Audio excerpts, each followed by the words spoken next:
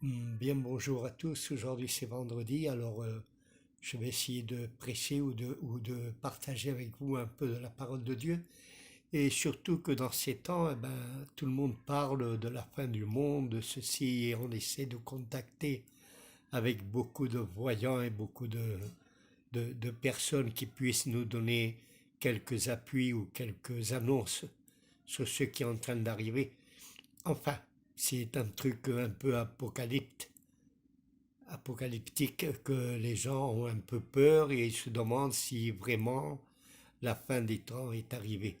Mais je vais lire un passage avec quelques sauts de versets que Jésus répondit aux disciples: quand sera ou quand adviendra-t-il tout ceci? Alors Jésus leur dit: faites bien attention, personne ne vous égare, que personne ne vous égare. C'est-à-dire que personne puisse nous tromper, que personne puisse nous amener dans un chemin qui n'est pas le véritable. C'est beaucoup viendront, pardon, viendront, beaucoup viendront sous mon nom en disant: c'est moi qui suis le Messie. Et ils tromperont beaucoup de gens. C'est-à-dire qu'il y aura des personnes qui vont dire qu'eux sont le Messie. Alors il ne faut pas les croire, parce que le Messie ne va pas revenir sur terre de nouveau pour sauver le monde ou pour mourir pour chacun de nous. Non, le Messie est venu une fois pour toutes. Et quand il reviendra, il va revenir comme un roi, c'est-à-dire avec son trône, ses anges à côté de lui et tous les saints, tous ceux qui sont morts sur le martyr, même les saints qui seront ici et qui seront enlevés et relevés vers le ciel, viendront avec le Seigneur. Quand le Seigneur reviendra, Jésus, quand il reviendra, lui, il reviendra comme un roi.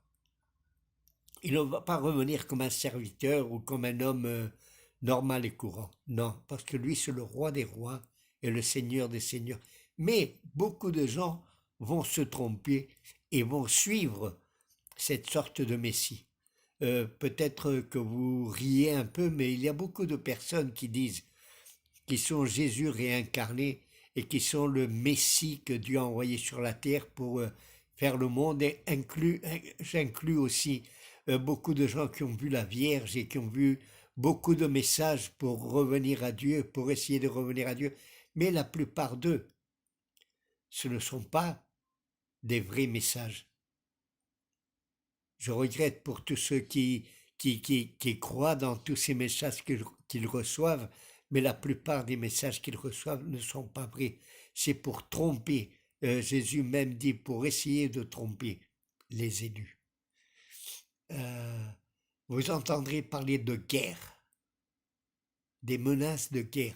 Combien de guerres y a-t-il? Combien de menaces de guerre? La plupart du temps, les menaces sont sous Israël. La plupart des pays veulent euh, détruire Israël complètement. Ils ne veulent pas des Israélites sur ce monde. Je ne sais pas pourquoi, mais c'est une chose vraiment euh, incroyable. S'il y a quelqu'un qui fait n'importe quoi, n'importe quel mal dans un pays islamique, la faute c'est des Israéliens. S'il y a une guerre entre eux, la faute c'est des Israéliens. Et ils menacent de guerre et de guerre nucléaire contre Israël. Mais le Seigneur, lui, protège Israël. Même si personne ne veut croire, Dieu protège Israël. La plupart des temps, on a vu les guerres qu'ils ont eues contre les Israélites et nous avons vu la victoire des Israélites sur les pays qui sont qui l'entourent. Hein. Nous voyons pourquoi. Parce que Dieu aide. Dieu aime ce peuple. Pourquoi il les aime? Je ne sais pas. Mais il les aime. Il aime aussi tous ceux qui ont cru en lui. Il aime tous ses fils, c'est-à-dire tous ceux qui ont cru dans le message de salut de Jésus-Christ. Jésus aime le monde, mais le monde ne l'aime pas. Le monde ne veut pas de lui. Pourquoi? Parce que lui, c'est la lumière du monde et les gens ont préféré les ténèbres. Alors quand ces choses arrivent, où il arrive, tout le monde accuse Dieu de tout ça. Mais Dieu, ce qu'il fait, c'est en train de... euh, quand j'ai parlé de l'Apocalypse, j'ai parlé sur les sceaux, c'est-à-dire SCEAU, ou les timbres, et ensuite il y a les trompettes.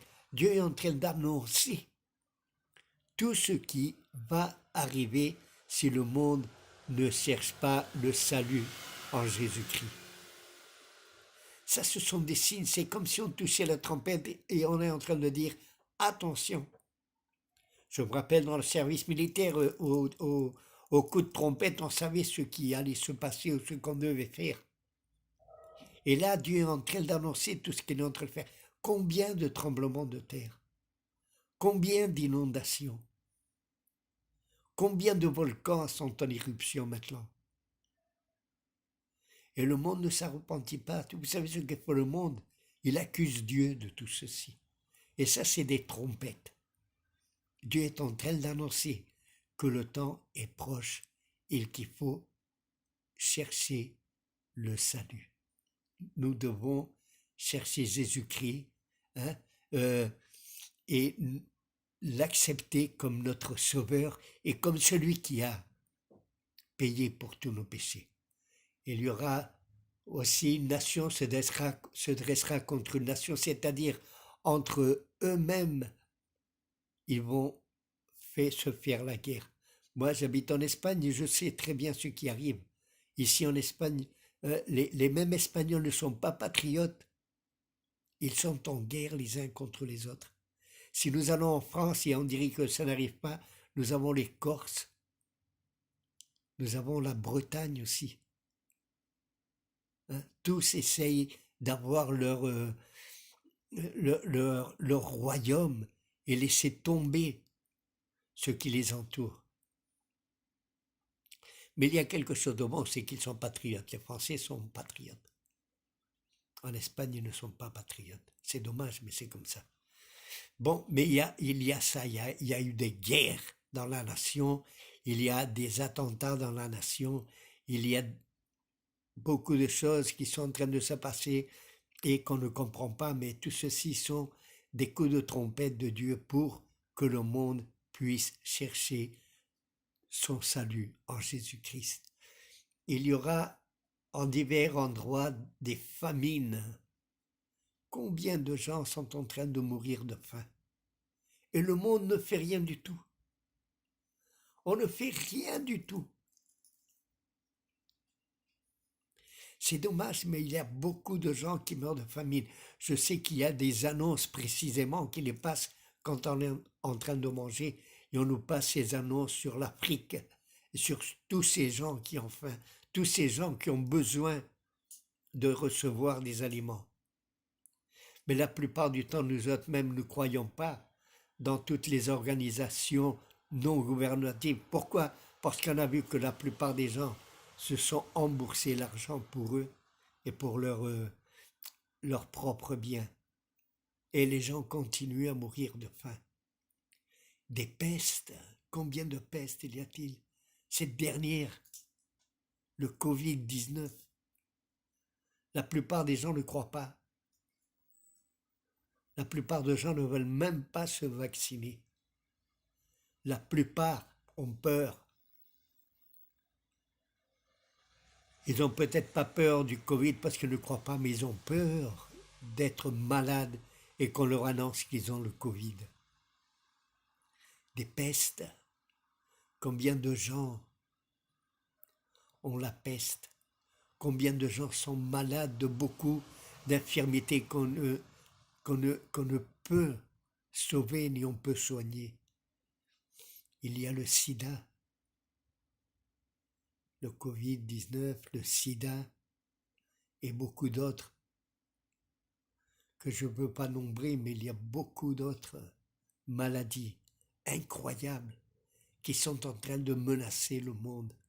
Vous avez vu le Covid, de temps en temps, il change et il devient de plus en plus dangereux. Alors il faut faire très attention. Peut-être que nous ne croyons pas en lui, mais il faudrait faire très attention à ce qui arrive, parce que le Seigneur a dit qu'il y aura des pestes, des épidémies. Et ceci n'est pas une épidémie, c'est une pandémie. une grande épidémie mondiale et des tremblements de terre. Combien de tremblements de terre? Combien de volcans sont en éruption et la terre tremble et la mer se déchaîne. Les inondations, les pluies et des autres à côté, ils ont la sécheresse. C'est triste, mais tout ce que le Seigneur est en train de dire ici, et comme je vous dis, c'est les annonces des trompettes, le Seigneur est en train de dire, il faut toucher la trompette. Les chrétiens, nous qui suivons Jésus, nous devons annoncer tout ceci qui est en train d'arriver. Ce sont des annonces, des sons de trompette qui essayent que le monde cherche à Jésus, que le monde cherche le salut, que le monde cherche à être sauvé et être en paix avec Dieu. Mais vous savez, la plupart du temps, les gens renient de Dieu et ils les accusent. Ils accusent Dieu, ils accusent Dieu de tout le mal qui est en train d'arriver.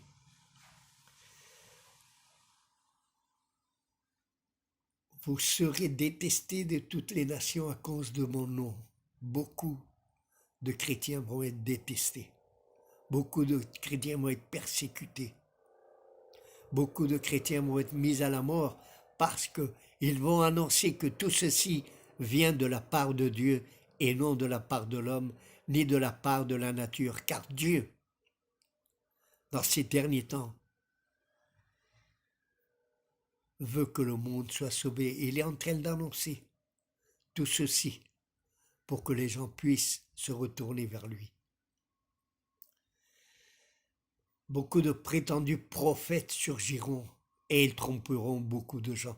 Aujourd'hui, c'est dommage, mais je veux parler un peu de ceci. Il y a beaucoup de prophètes, beaucoup de personnes qui se sont nommés prophètes eux-mêmes, qui se sont nommés apôtres eux-mêmes. Beaucoup commencent à prophétiser et à dire ceci, cela, l'autre. Il ne faut pas croire ces prophéties si elles ne sont pas d'accord avec la parole de Dieu. Il ne faut pas croire si ceci n'est pas d'accord avec la parole de Dieu. Il y aura beaucoup de faux maîtres, des professeurs qui viendront vous expliquer la parole de Dieu d'une manière que personne puisse se trouver mal devant Dieu, en train de nous dire que tout le monde va être sauvé, qu'à la fin Dieu va sauver le monde entier et que personne ne va aller aux enfers. Et ceci n'est pas d'accord avec la parole de Dieu. Il faut faire très attention. La parole de Dieu dit que dans le lac de feu et de soufre, ce n'est pas comme on nous l'a peint, l'enfer n'est pas comme on nous l'a peint, comme une peinture dont on nous disait que Satanas était le maître et il avait des démons qui torturaient les gens. Non, non, le premier qui va aller aux enfers, c'est le diable. Après, le faux prophète.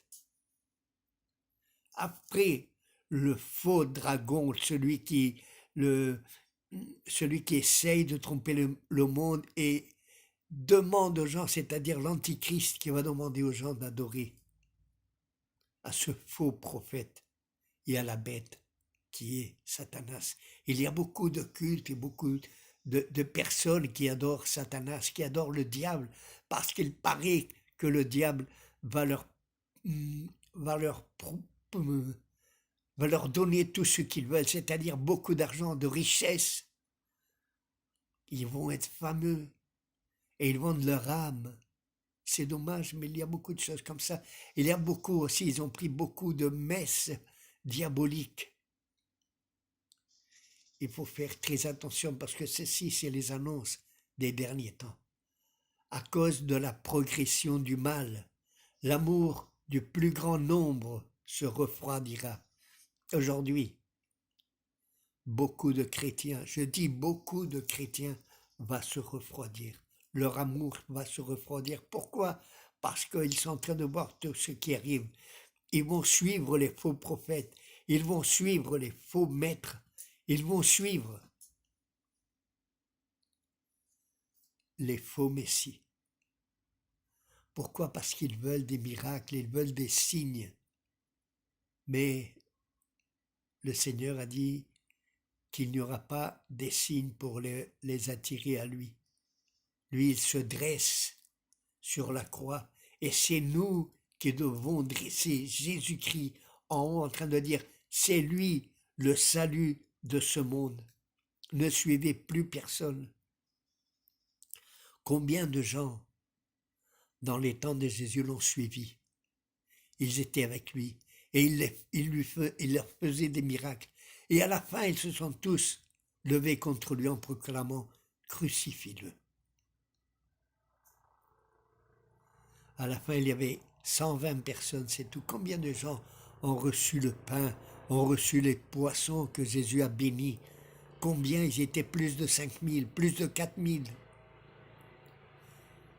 Et à la fin, quand Jésus a ressuscité, et on voit qu'il va baptiser les croyants avec le Saint-Esprit, eh bien, en haut du temple, il n'y avait que 120 personnes.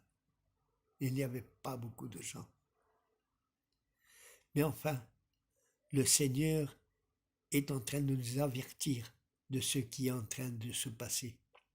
Celui qui persévérera jusqu'à la fin, lui sera sauvé. Il faut persévérer. Il faut être sûr. Nous ne devons pas être comme les vagues qui vont, qui viennent, qui vont et qui reviennent. Non, non, non. Nous devons être sûrs de ce que Dieu nous a promis. Quand Dieu promet quelque chose, c'est certain et sûr que ceci va avoir lieu.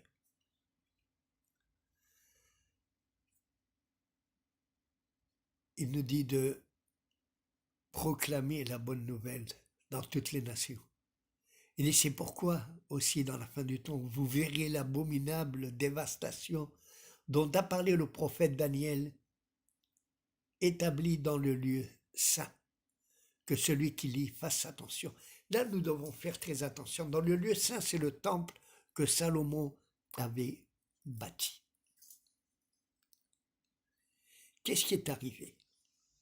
Au milieu du temple, et sûrement, là où était le lieu saint, ou le lieu très saint, il y a une mosquée. Je ne veux pas dire que ce sont ceux qui vont faire le mal, parce que ce sont aussi les frères des Israélites. Nous savons qu'Abraham eut deux fils, et les deux avaient des promesses. Une, c'était Ismaël, d'où viennent les Ismaélites ou l'islam, et le deuxième, Isaac, d'où viennent les Juifs ou les Hébreux, comme on veut les appeler. Mais ce sont des frères, et ils se font la guerre entre eux. Ceci, Dieu nous en a parlé dans la Genèse en disant Abel et Caïn.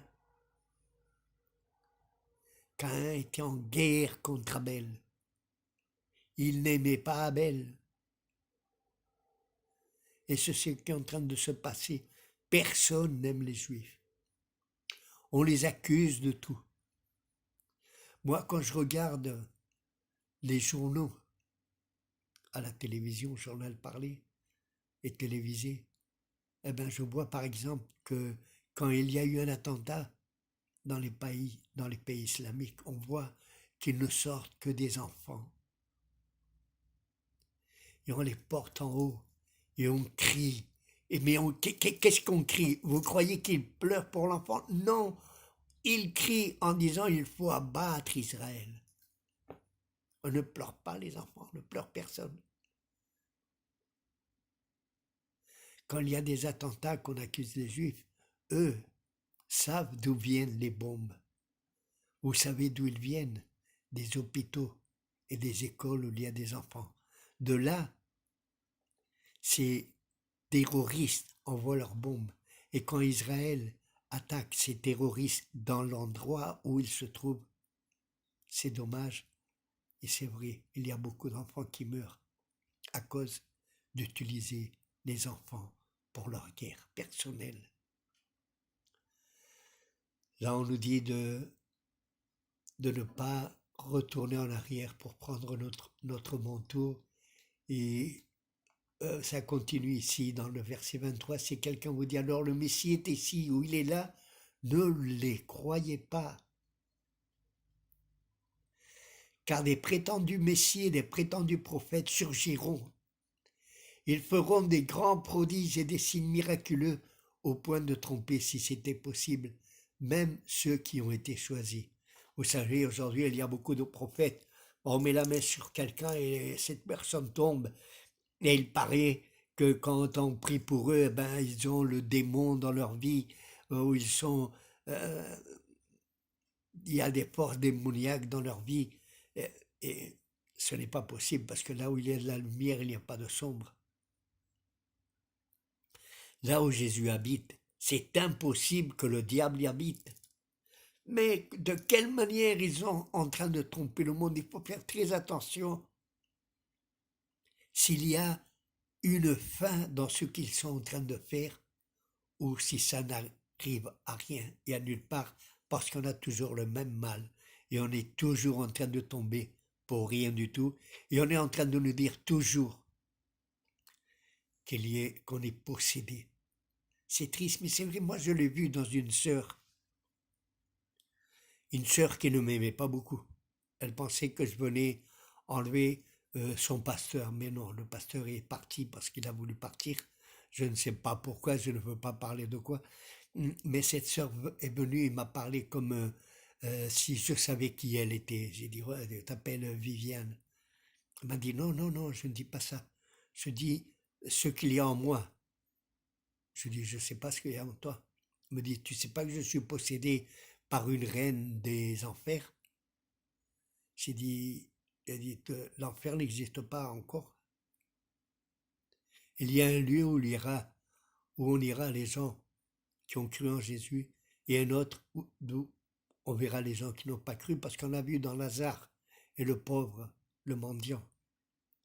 Le mendiant était dans le sein d'Abraham, et l'autre était dans une part où tout était mauvais et tout était mal. Mais ça ne veut pas dire que ce soit l'enfer. L'enfer va venir quand Jésus reviendra, et il fera le lac de feu et de soufre, et le diable ira le premier. Alors, je lui dis, je ne crois pas que tu sois comme ça, parce que si tu es possédé, je voudrais bien que tout soit possédé, parce que tu es la première qui arrive dans la réunion, tu es celle qui lève les mains en bénissant le Seigneur, tu es celle qui prie, tu es celle qui tombe à genoux quand tu es touché par le Seigneur. Si tu es possédé, ben, la vérité, je ne comprends pas. Je voudrais continuer, mais je suis arrivé déjà à 23 minutes, alors j'essaierai de continuer la semaine prochaine. Je vous salue et que Dieu vous bénisse.